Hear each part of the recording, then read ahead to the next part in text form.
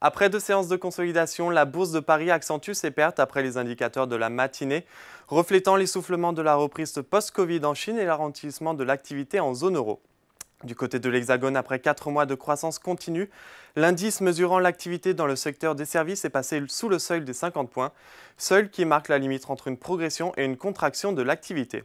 Bref, l'indice parisien termine la séance sur une baisse de 0,80% vers les 7310 points, dans des volumes d'échange de 3 milliards d'euros.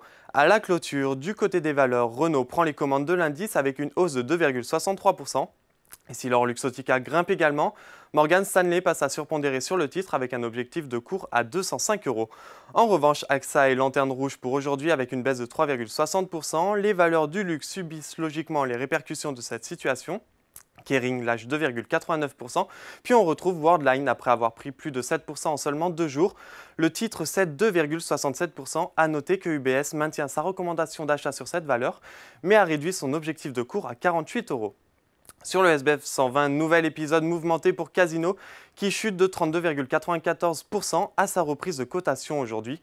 Le distributeur a dévoilé les détails des offres de restructuration qu'il a reçues de la part du duo Daniel Kretinsky et Marc Ladré de La Charrière, ainsi que des hommes d'affaires Niel Pigas et Zouari.